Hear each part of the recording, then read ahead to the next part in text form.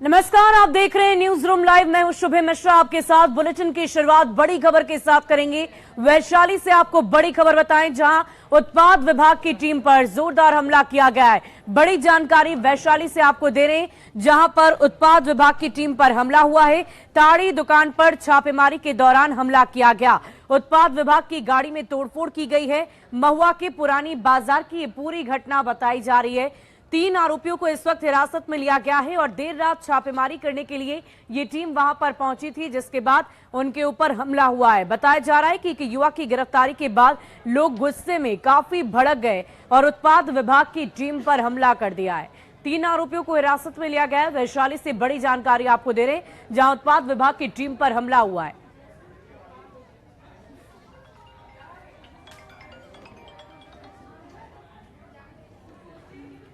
वैशाली से आपको बड़ी खबर बता रहे हैं, जहां उत्पाद विभाग की टीम पर हमला हुआ है। ताड़ी दुकान पर छापेमारी के दौरान हमला किया गया। उत्पाद विभाग की गाड़ी में तोड़फोड़ की गई है। महुआ के पुरानी बाजार की ये पूरी घटना बताई जा रही है। और इस पूरी खबर की अधिक जानकारी के साथ हमारे संवाददाता प्रफुल्ल हमारे साथ फोन लाइन पर हैं। प्रफुल्ल, क्या जानकारी है? 3 आरोपियों को हिरासत में लिया गया, कैसे इस पूरी घटना को अंजाम दिया गया है? जी देखिए, हाजीपुर से उत्पाद विभाग की टीम जो थी वो महुआ गई थी। पुराने बाजार में सूचना मिली थी कि तारीख खाना जिसको कहते हैं गांव में, तारी बेचने का दुकान था और वहां पे शराब का भी कारोबार किया था। इसकी सूचना पर उत्पाद विभाग की टीम वहां पहुंची थी और उस टीम ने एक युवक को वहां से गिरफ्तार किया था, जिसके बाद जो लोग थे शराब कारोबारी के पक्ष में और जिस युवक को उत्पाद विभाग की टीम ने गिरफ्तार किया था उसे छुड़ाने को लेकर लोगों के साथ उत्पाद विभाग की टीम की बकझक हो जाती है। और देखते देखते उसके बाद लोग आक्रोशित हो गए और पुलिस की जो उत्पाद विभाग की टीम की गाड़ी थी उससे पथराव कर दिया, जिसमें उत्पाद विभाग की गाड़ी क्षतिग्रस्त हो गई और कुछ जो कर्मी थे, पुलिसकर्मी थे साथ में, उन्हें भी हल्की चोट लगी है। जिसके बाद पुलिस ने कार्रवाई करते हुए मौके से 3 लोगों को हिरासत में लिया है और उनसे पूछताछ की जा रही है। फिलहाल जो है वो मामला शांत हो गया है, लेकिन पुलिस जो है वो लोगों को चिन्हित करने में जुट गई है। उत्पाद विभाग की टीम जो है वो उन लोगों को चिन्हित करने में जुट गई है जिन लोगों ने हमला किया था। मैं बता दूं कि इसमें महिलाएं भी ज्यादा संख्या में थी जो हमला कर रही थी, जैसा वीडियो में दिख रहा है। और उसके आधार पे जो है, उस वीडियो फुटेज के आधार पे जो है उत्पाद विभाग की टीम लगातार जो है कार्रवाई करने में जुटी हुई है। जी, बहुत बहुत शुक्रिया प्रफुल्ल हमारे साथ जुड़ने के लिए, तमाम जानकारी के लिए। तो वैशाली से ये बड़ी जानकारी आपको दे रहे थे, जहां उत्पाद विभाग की टीम पर हमला किया गया है। 3 अपराधियों को हिरासत में भी लिया गया। महुआ के पुरानी बाजार की ये पूरी घटना बताई जा रही है। और देखिए, आरजेडी विधायक की गाड़ी से नील गाय टकरा गई है। विजय सम्राट की हम बात कर रहे हैं, जिनकी गाड़ी से नील गाय टकराई और एक एक्सीडेंट हो गया, जिसके बाद उनके कंधे पर गंभीर रूप से चोट लगी है। बड़ी जानकारी आपको दे रहे हैं, विजय सम्राट को कंधे में चोट लगी। विधायक का एक बॉडीगार्ड भी जख्मी बताया जा रहा है। विधायक को फिलहाल डॉक्टरों की तरफ से आराम करने की सलाह दी गई है। और जमुई के सिकंदरा की ये पूरी घटना बताई जा रही है। शेखपुरा से आरजेडी के विधायक है विजय सम्राट, जिनके साथ ये दुर्घटना घटी है। तस्वीरें देखकर आप अंदाजा लगा सकते हैं, गाड़ी बुरी तरह से क्षतिग्रस्त हुई और इसीलिए एक्सीडेंट में विधायक को भी गंभीर रूप से चोट लगी है।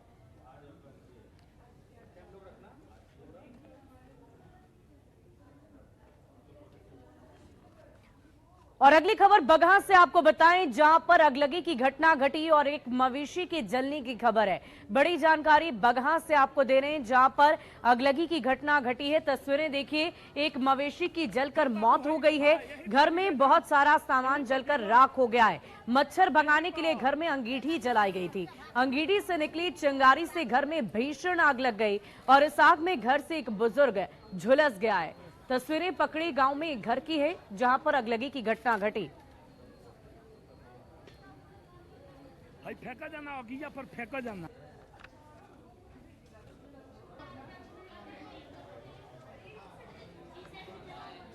घर में सब संपत्ति जल माल जल पैसा पति हमरा भीतर हो गई हालत खराब, हॉस्पिटल में लेके आए संपत्ति। आगे कथी से पकड़ला? धुआं से। धुआं से का जरूर बटे माल दुगे चरल बड़ी सन, बर्तन हो या चौकी चादर दुगे साइकिल, हमारे खाए पिए वाला सामान जरल तानी में रहल। और जेडीयू के राष्ट्रीय अध्यक्ष ललन सिंह ने पलटवार किया है। केंद्र सरकार और पीएम मोदी को लेकर उन्होंने अपना बयान दिया। उन्होंने साफ शब्दों में कहा कि साल 2024 में केंद्र से बीजेपी को हटाना है। नहीं निभाए, जो अपने वादा को नहीं पूरा करे उसको आने वाले समय में उनका बढ़िया बस्तर समेट के विदा कर दीजिए। जैसे 2014 में घर घर नारा लग रहा था, अबरी नारा 2024 में लगना चाहिए। घर घर का नारा है भाजपा मुक्त देश बनाना।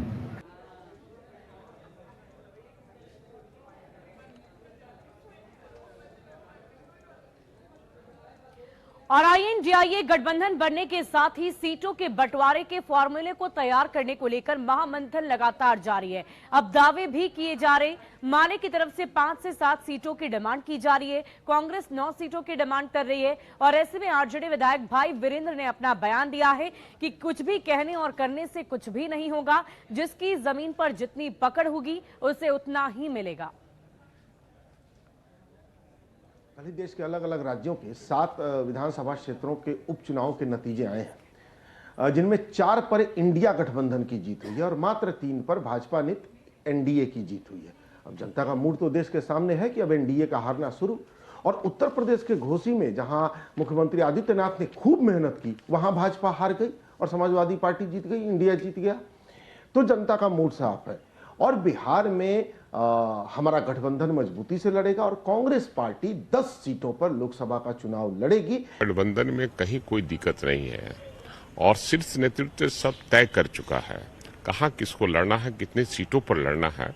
ठीक है, बयानबाजी आ रहा है, पेपर में आ गया, टीवी पर आ गया, वो अलग चीज है, लेकिन शीर्ष नेतृत्व सब तय कर चुका है। और जिसकी हकीकत, जमीनी हकीकत रहेगी, निश्चित रूप से उसको उतना सीट मिलेगा। इस बात का डिसीजन हमारा राष्ट्रीय नेतृत्व लेगा। बिल्कुल सही बात है कि कोई भी पॉलिटिकल पार्टी के जो कार्यकर्ता या नेता होते हैं, उनकी मंशा होती है, उनकी अपेक्षा होती है कि उनको मैक्सिमम सीटों पे मौका मिले चुनाव लड़ने का। लेकिन इंडिया जो हमारा गठबंधन है वो उसका उद्देश्य, इससे बड़ा मकसद है कि देश के संविधान, देश के लोकतंत्र और हमारा जो आरक्षण है उसको कैसे बचाए। तो स्वार्थ का बंधन है, स्वार्थ तो सामने आएगी ही।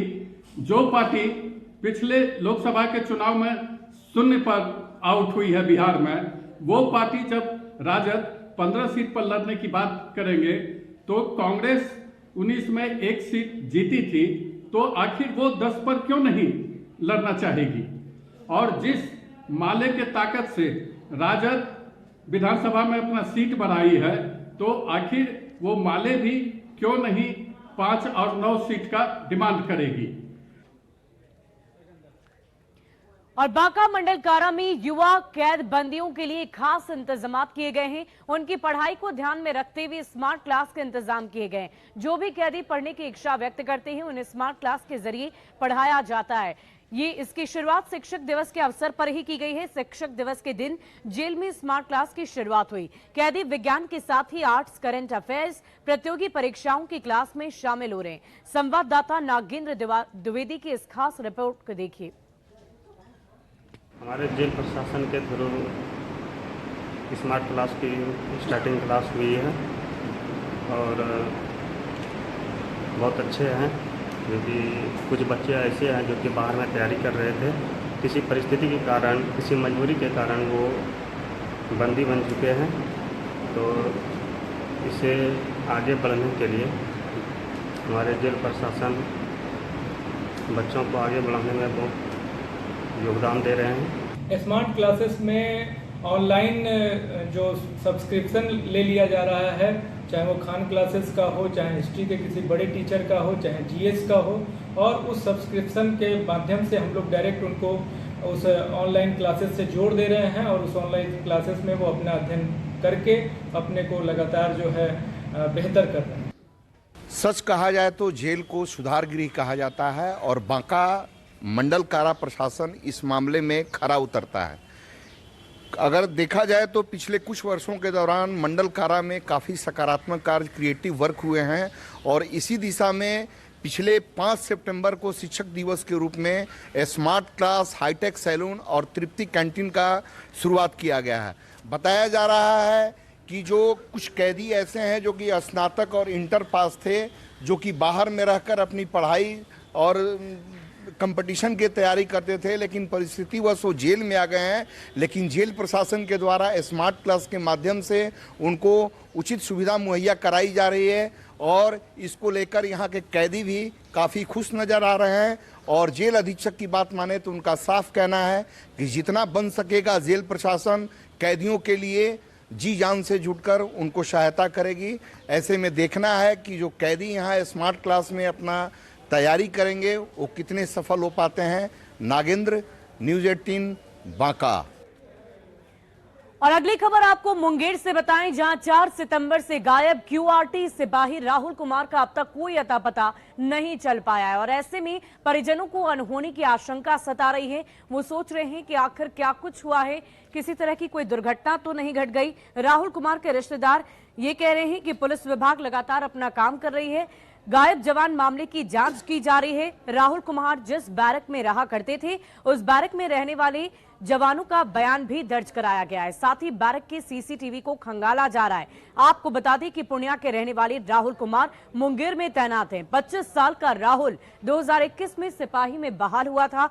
4 भाइयों में राहुल सबसे छोटा है। राहुल के रिश्तेदार पुलिस से उसे जल्द से जल्द खोजने की गुहार लगा रहे हैं। कॉल डिटेल्स चेक कर रहे हैं और उनका सीसीटीवी सीसीटीवी चेक करने के लिए और कहीं ना कुछ अन्य अनुसंधान का बिंदु है, सारे हम लोग एंगल से चेक करने के लिए उनको बोले।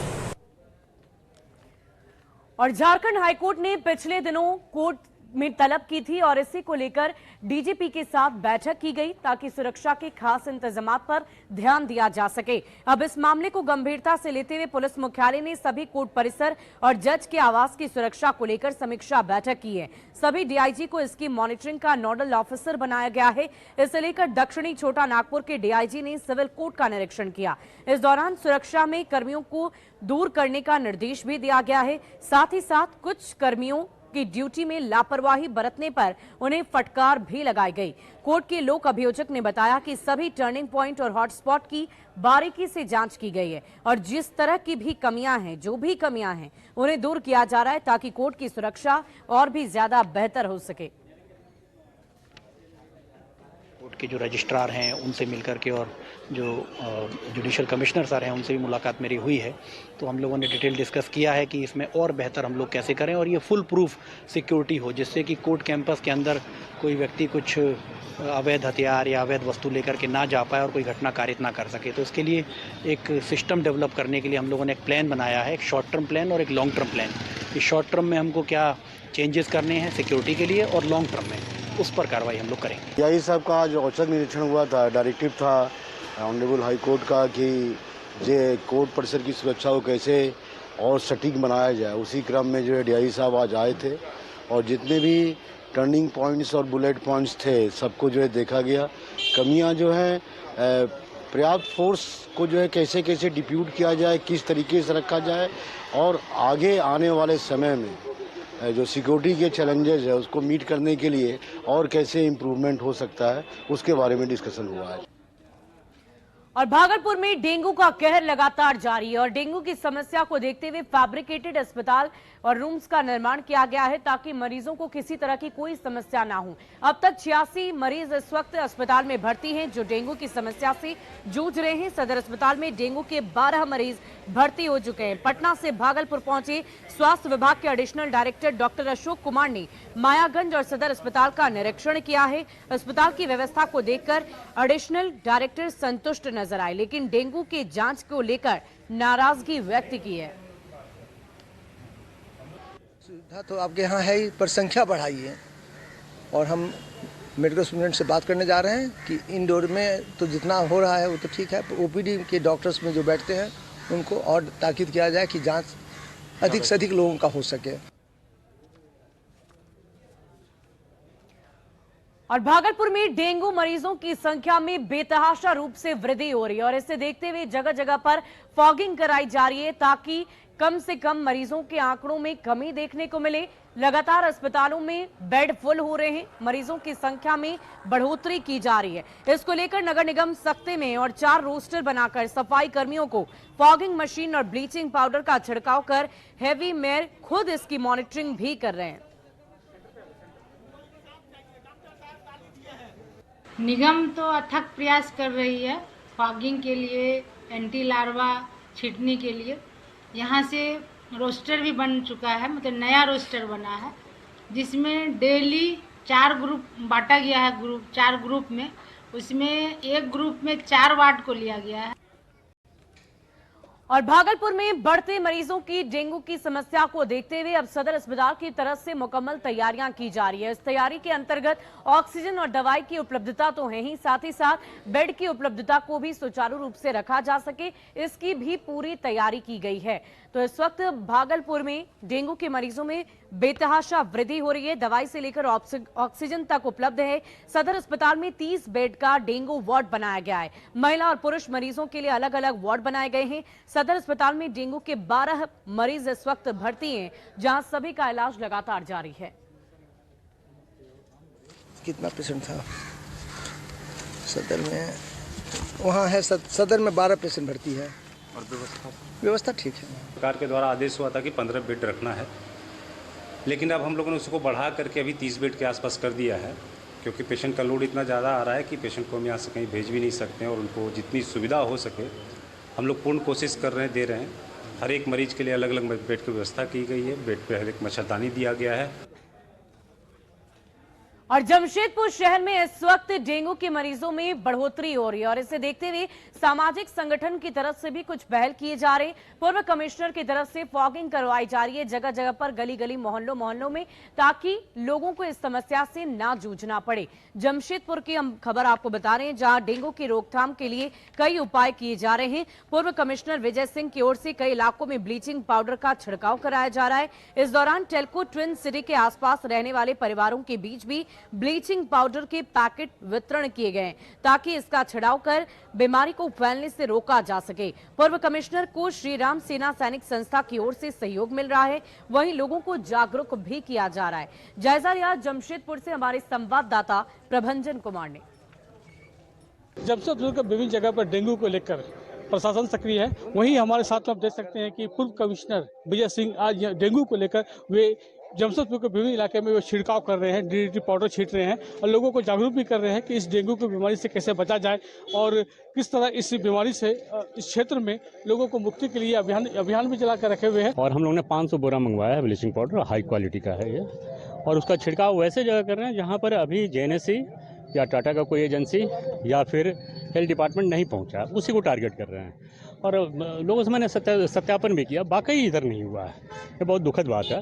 तो ऐसे ही क्षेत्र को पूरे आपको पूर्वी क्षेत्र में और जूसलाई क्षेत्र में खासकर, उसके बाद फिर मानगो भी टेकअप करेंगे हम लोग। इन फिलहाल ये 2 क्षेत्र है जहाँ जहाँ इस तरह की गंदगी है, गरीबी है, लोग जागरूक नहीं है, वहाँ जागरूक भी कर रहे हैं कि पानी न जमाएं और उनको सचेत कर रहे हैं कि बहुत खतरनाक बीमारी है। आप देख रहे हैं कि इसमें मौत भी हो रहा है। और खासकर जमशेदपुर में तो लगभग आपको जो झारखंड में है उसका ऑलमोस्ट हाफ, करीब 600 के आसपास आंकड़ा पहुंच चुका है, कुछ मौत भी हो चुकी है।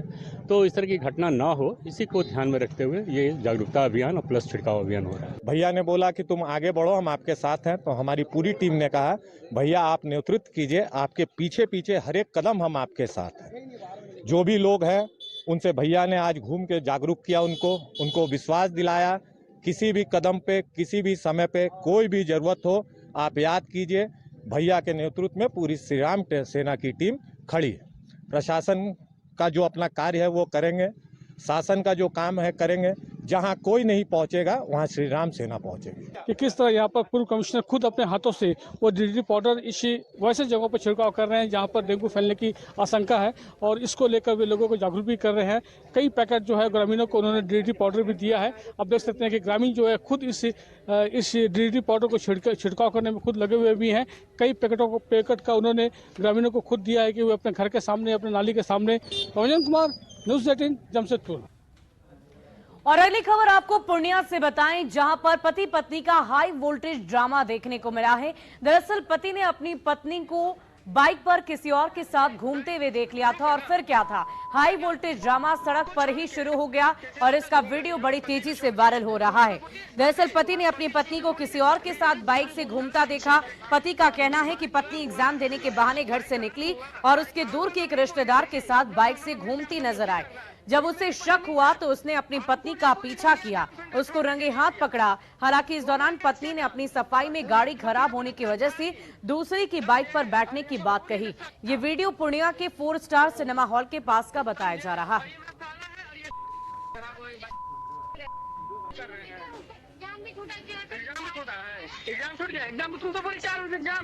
नाम आंचल चौहान हुआ और जैसे कि मेरे पति ने कहा वीडियो में कि मैं R15 पे बैठ के घूम रही हूँ, ठीक है, तो मैं घूम नहीं रही थी। मेरे इस वीडियो में कुछ भी ऐसा गलत नहीं था कि वो कुछ गलत कर रहे या फिर मैं कुछ गलत कर रही हूँ। मेरी छोटी सिस्टर थी, मेरे छोटे भाई थे, मैं अपने छोटे भाई और छोटी बहन के साथ एग्जाम देने के लिए जा रही थी, जो कि पूर्णिया टोल गेट के पास मेरा भाई का बाइक खराब हो गया। उस दौरान मेरा एग्जाम का बहुत टाइम कम था, लेट हो रहा था। मैं जाने के लिए सोच रही थी कैसे जाऊं नहीं जाऊं, बस कुछ समझ में नहीं आ रहा था। तो उस दौरान वो भैया मिले, मेरे मतलब फैमिली रिलेटिव में मतलब गोतिया में लगते हैं, ठीक है, वो मिले, वो बस उनको फोर्स किए, वो हेल्प किए। तो बताइए इसमें गलत क्या था, और मुझे न्याय चाहिए, बस इससे ज्यादा कुछ भी नहीं चाहिए। इन्होंने मुझे बहुत प्रताड़ित किया है, बहुत टॉर्चर किया है दहेज को लेकर। और मोतिहारी से आपको बड़ी खबर बताएं, जहां पीएफआई के रियाज गिरफ्तार किए जा चुके हैं। बड़ी जानकारी आपको मोतिहारी से दे रहे हैं, जहां पीएफआई का राज्य सचिव रियाज मारूफ गिरफ्तार किया जा चुका है। मोतिहारी पुलिस उनसे पूछताछ कर रही है। चकिया में निशानदेही पर रियाज को गिरफ्तार किया गया। रियाज की गिरफ्तारी से कई अहम जानकारी मिल सकती है। एसपी कांतेश मिश्रा ने इस बाबत पूरी जानकारी दी है। बड़ी खबर मोतिहारी से, जहां पुलिस फिलहाल रियाज से पूछताछ लगातार जारी है। रियाज की गिरफ्तारी से कई अहम जानकारी मिलने की चर्चा की जा रही है।